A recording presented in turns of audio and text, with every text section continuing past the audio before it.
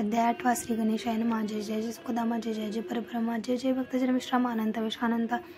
राजे निजाम सरकार त्यांचे पदरी दप्तरदार राजे राय बहादर शंकरराव नामक 6 लक्षांची जागीर त्यांप्रती सकल सुखी अनुकूल असते। विपुल संपत्ती संतती काही कमती असे ना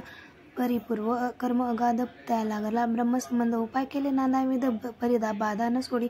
संबंध बाधा म्हणून चैन न पडे रात्र न गेले शरीर सुख न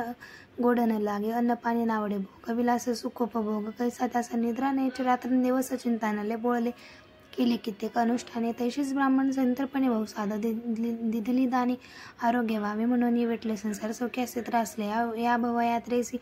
कृष्णवर्ण आला शरीरासे रात्रंदिन चैनसे कोणा लागे जावे शरण मजवरी कृपा करील कोण सोडविल आधीपासून ऐसा कोण समर्थ मग कैला एक विचार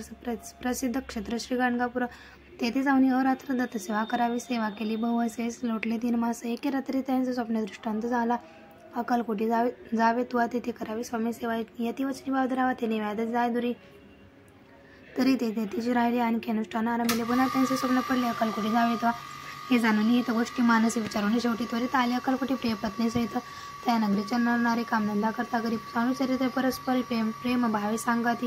कित्येक प्रातस्नाने करणे पूजा द्रव्य घेऊन अर्पाव्या समर्थ चरणी जाती अति त्वरेने इति श्री स्वामीचरित्र सारामृत ज्ञान प्रकृता समर्थ सदा परिस्थित ब्रह्मभक्त अष्टमोध्याय एवढा श्री स्वामीचरणारविंदार्पण वस्तु इति श्री स्वामीचरित्र सारामृत अष्टमोध्याय श्रीरस्तु। श्री स्वामी समर्थ महाराज की जय।